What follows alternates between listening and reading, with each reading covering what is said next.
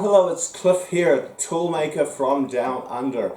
In this video I'm going to go down the rabbit hole of guided tap wrench, guided tap holders. They can save a lot of time. Tapping itself takes a lot of time, and so having the right tool to do the job can save you a lot of time. This is about Mark 5 or 6 in a series of progressive developments over many decades. So if you've got a minute, have a look at this. Could be some real time-saving information here for you in this video.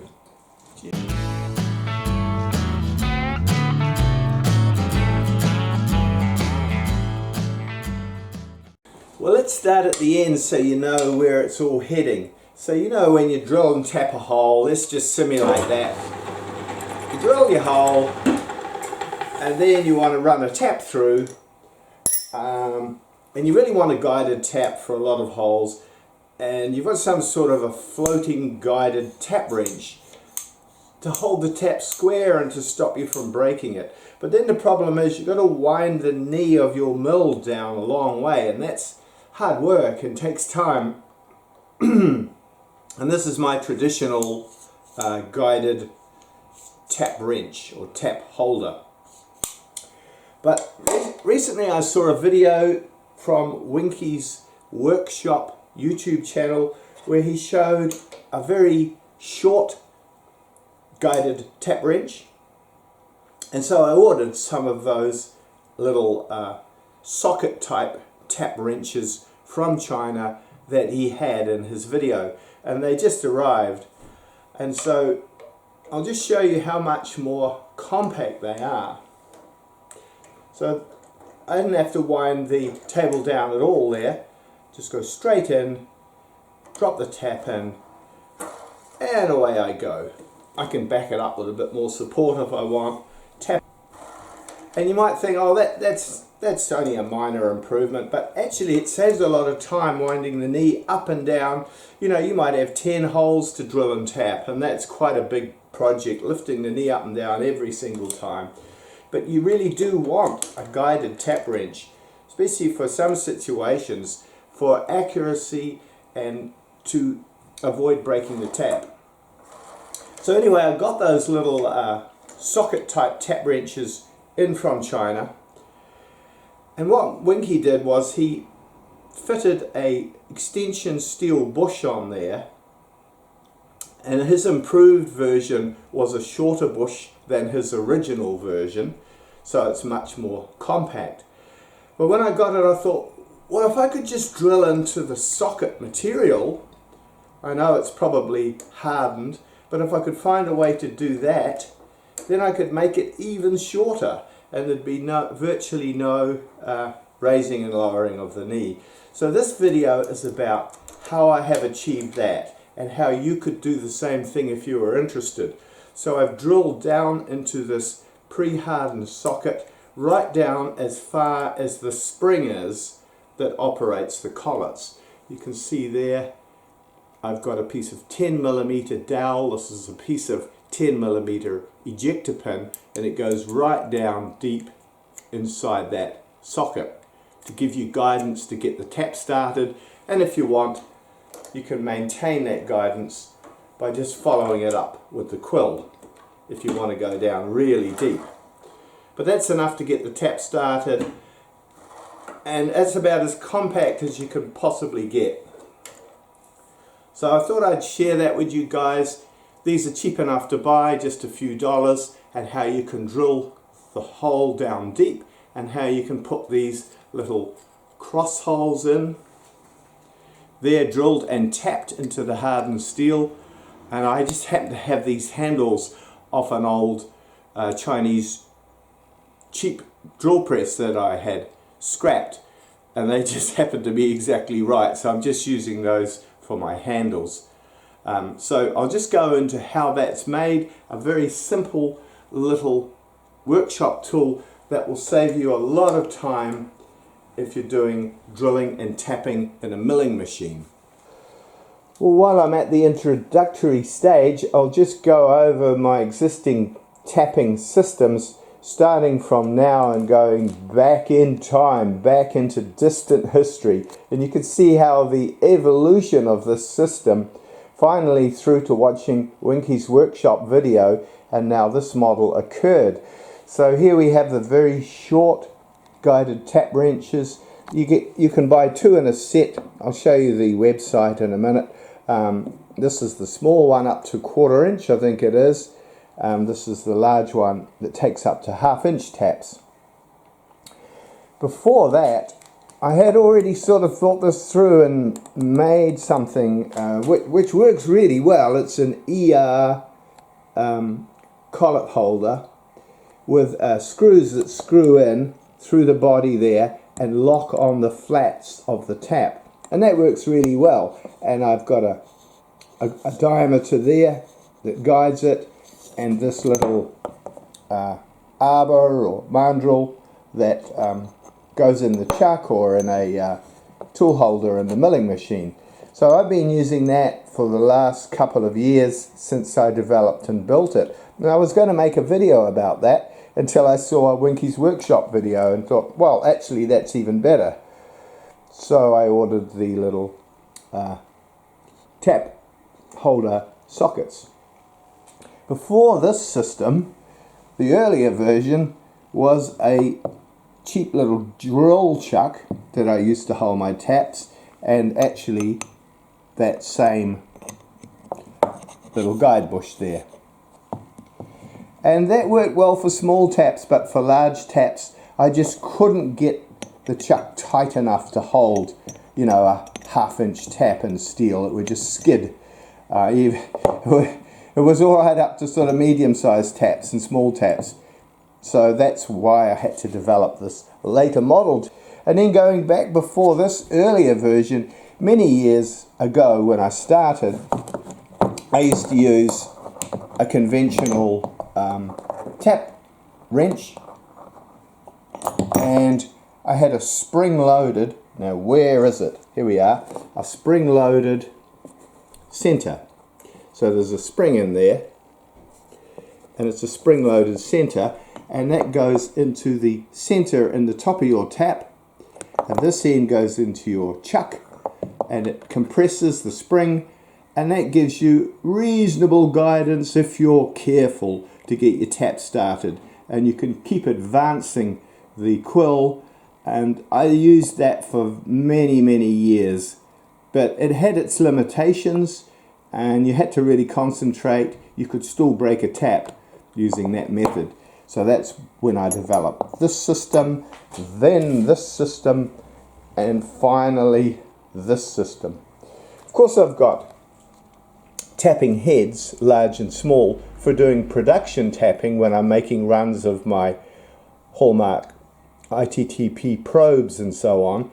But you know, it takes a little while to set that up, and that's fine if you're going to tap 20 or more threads. But if you're only tapping a couple of threads, it's quicker to have something like this that you can just grab and put in and tap really quickly. Well, let's see if I can machine the body of this tap wrench with high-speed steel, because I need to be able to do that if I'm going to tap it. So I've managed to center drill it with a high-speed steel center drill. Let's just see how it goes. It's fairly hard. I'll just slow it down a bit more to lessen the chance of work hardening. So we'll go down to the lowest speed in that range.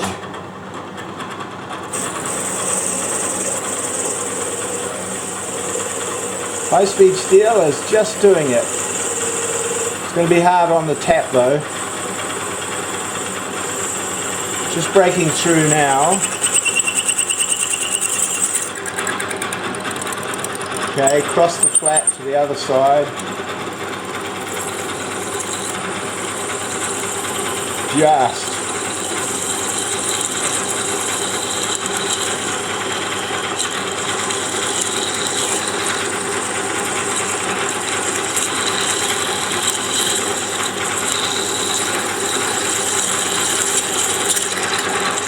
I'll try it with an old 8mm tap that I'll sharpen so that if I do munt it, I haven't damaged a brand new tap.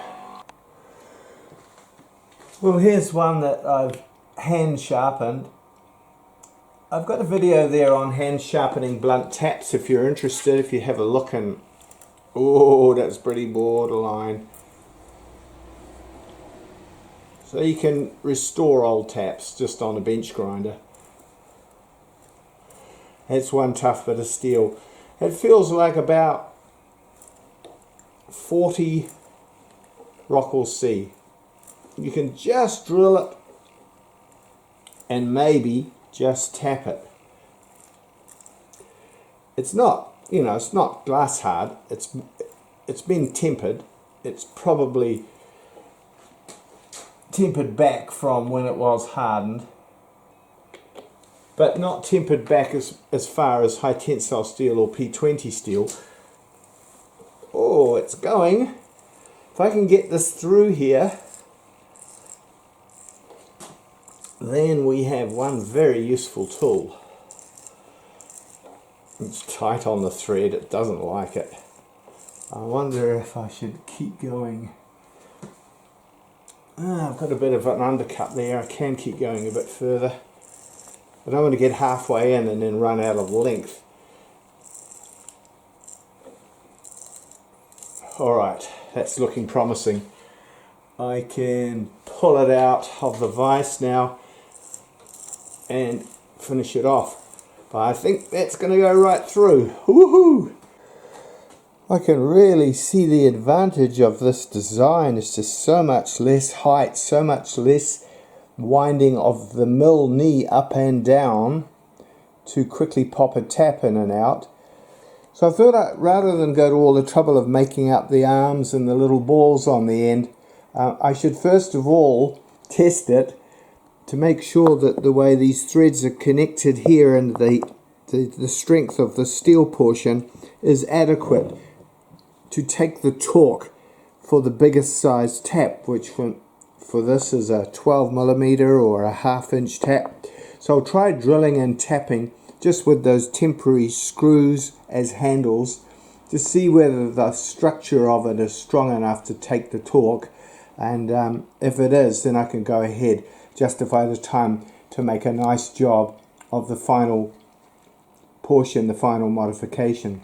So let's test it with the worst case scenario, a piece of pre-hardened P20 steel that's about 30 Rockwell C, and we'll drill the largest size thread and go straight in with one tap.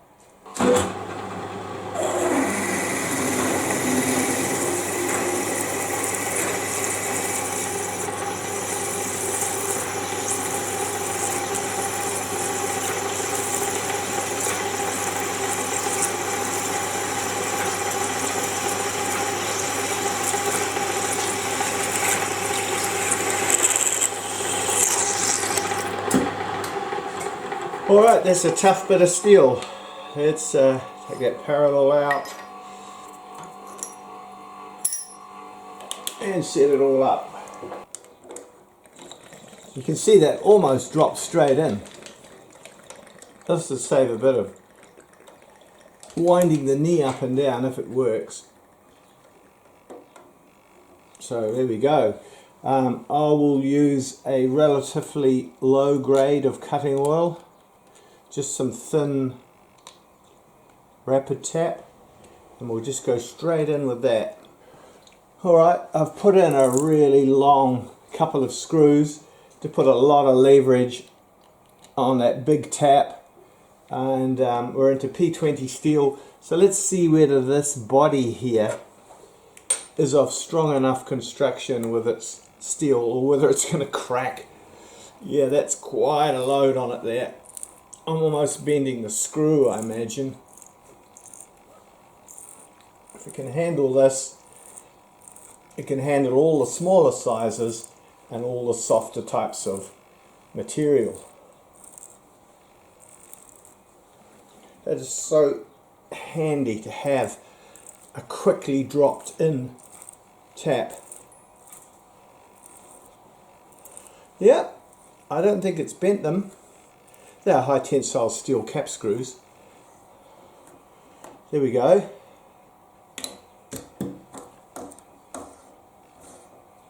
success. So that's quite a strong little part they made in China on those cheap tap holders.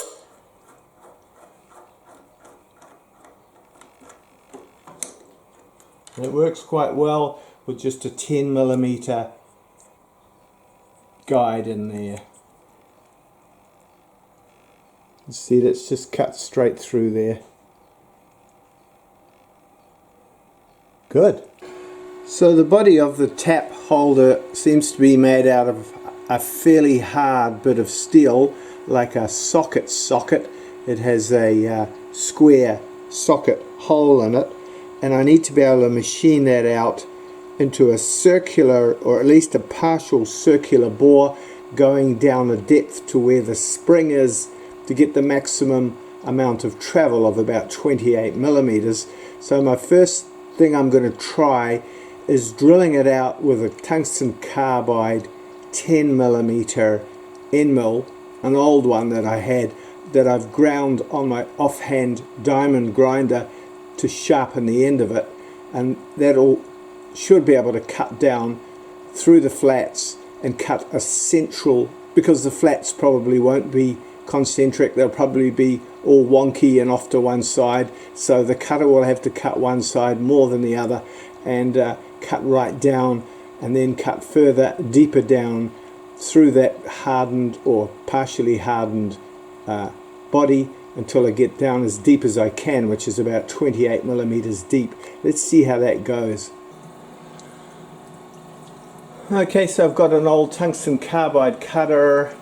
Let's see how that goes to cut down 28mm.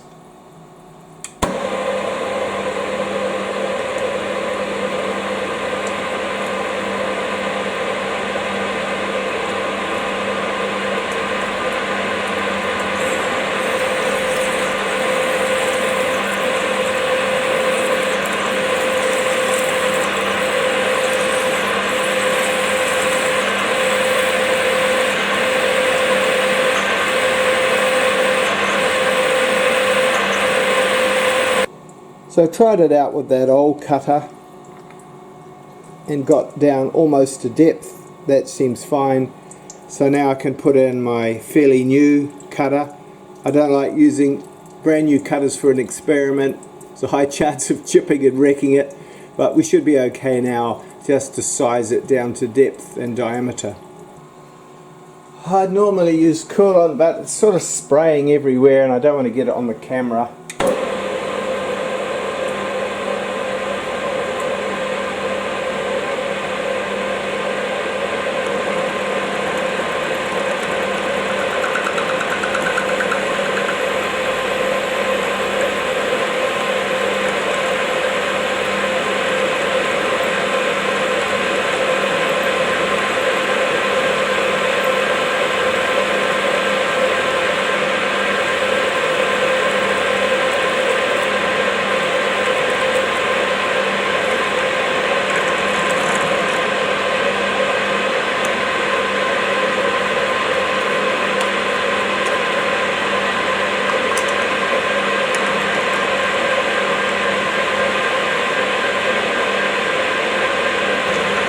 $28mm. Just did it. It's pretty tough steel, but it's not glass hard, so it is machinable.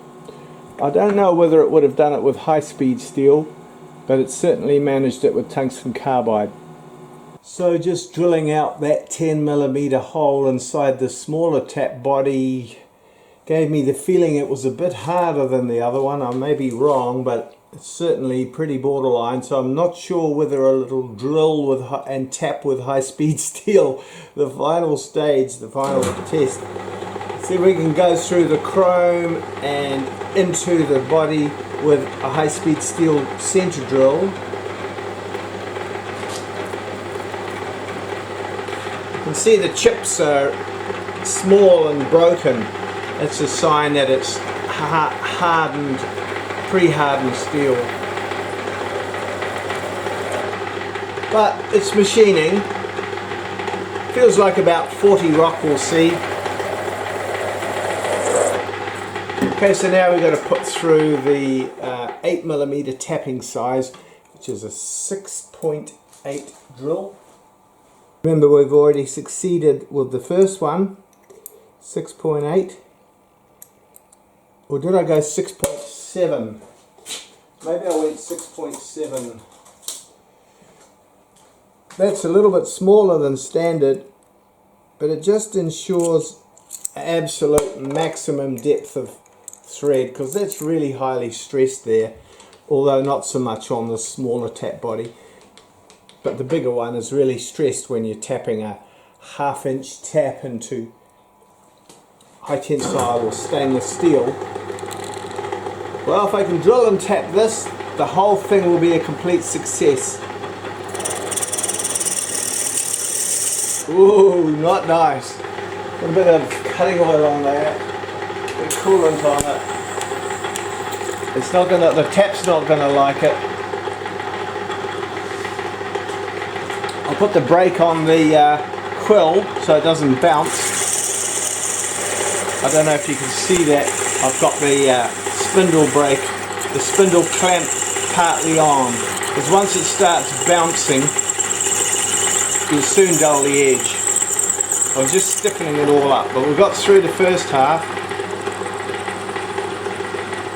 Whoa, I'm pushing pretty hard now. Yep, oh man, that's borderline. So I think if anything, this is slightly worse than the bigger body, which is sort of what happens, you know, when you're hardening in batches and tempering in batches. You get slightly different temperatures of heat and quenching, and so you get different resulting hardnesses. So what's to happen now? I'm going to put in that old tap because I don't want to munt it, and we'll see how we go. So the old tap got dulled on the last body, so I've just run it back through the bench grinder there. It's got 3 flutes, sharpened it back up again. If I went back in with that dull one, it might be too much for it. It might just collapse. We'll see how we go. Now it's been sharpened. It's going to be really borderline. Although I've succeeded in tapping the first one, I'm not sure this one will be successful. It just seems that little bit harder, and the last one was borderline. So it all hangs on whether this works, guys. If it doesn't work, I doubt whether you'll want to take the risk and buy one of these and try doing this yourself. Oh,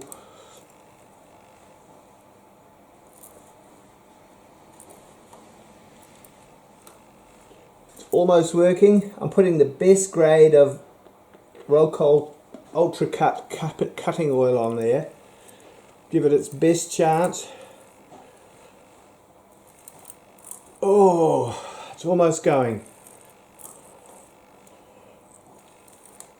Yeah, looking good. So maybe the hardness is not that much greater. It might be just my perception. And we've gone through the first half, going across the flats inside, similar tension on the tap, so sharpening it really helped it to cut. Now will it go out the other side? If we can achieve this, then the whole thing is a success.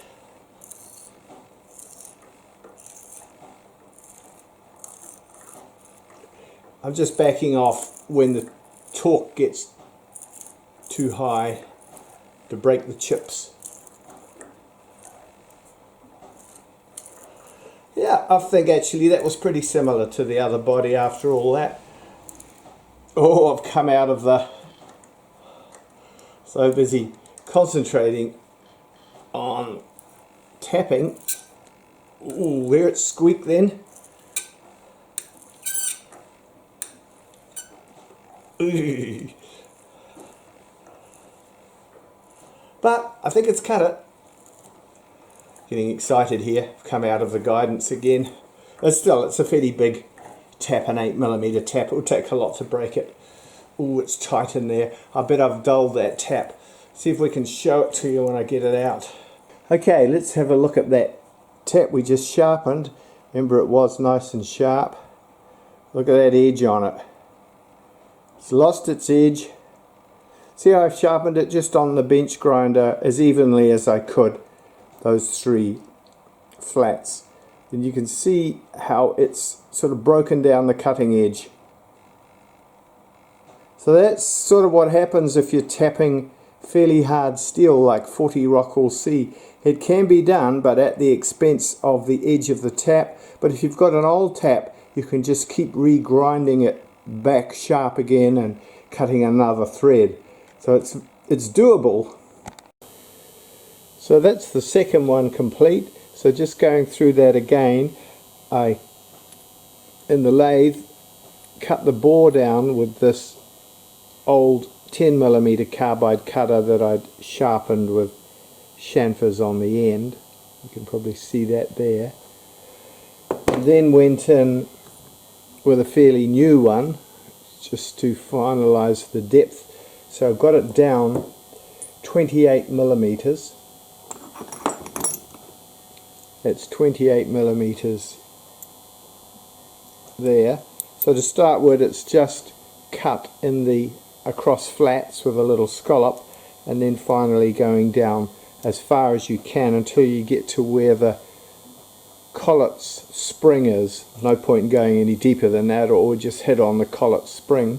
But that's 28mm of guidance, which is more than enough to get the tap started. And then successfully drilled and tapped that relatively hard body with an M8 tap going right through. So now we can make a very compact machine tap wrench.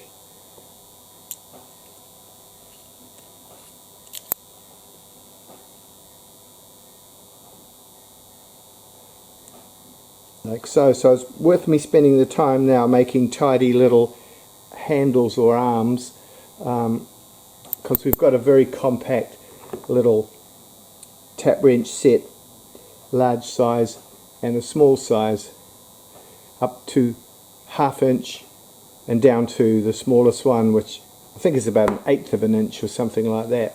That'd be really handy for just general quick tapping when you're in the milling machine.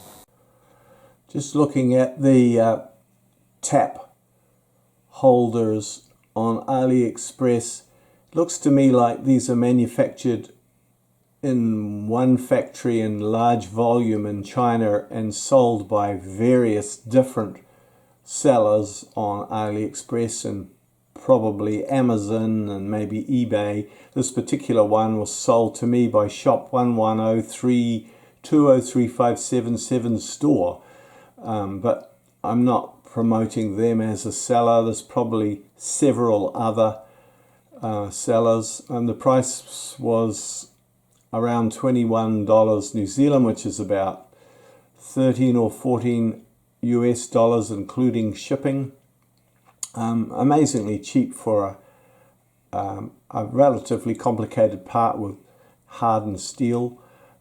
So I won't put a link in the description below because this isn't necessarily the best supplier, and I don't want to be recommending something that I know little about, but I'm sure you can find something similar.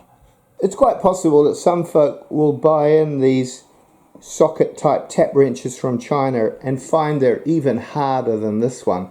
Well, in that case, you could warm it up with a torch, a butane torch or a gas torch or a little oven.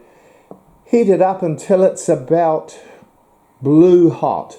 Don't go any hotter than that or you'll soften it too much. Dark brown or blue, and then let it cool down slowly, and that will take some of the hardness out of it and make it more machinable. You could try dark brown first, and if that doesn't work, go to blue hot. That will just temper it a bit more and make it much more likely to be machinable with high-speed steel.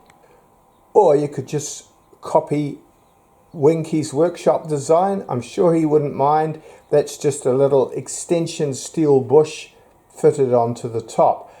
You can find his video by searching, I think it's called, if you put in Winky's Workshop Improved Design Guided Tap Wrench, I'm sure it will come up. What I love about YouTube is it brings together a whole community of YouTube engineers and viewing engineers who can learn from each other and speed up this whole evolutionary process.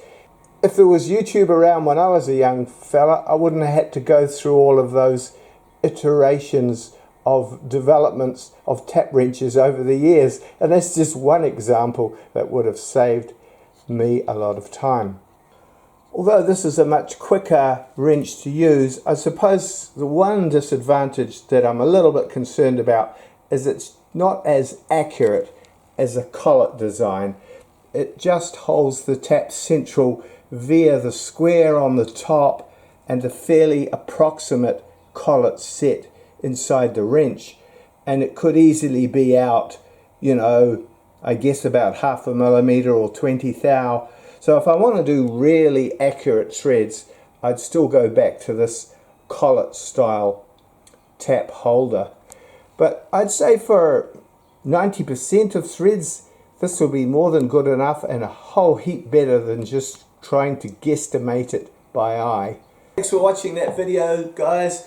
Please let me know your thoughts in the comments. I'm in a quite isolated part of New Zealand, and it's really good to get your feedback.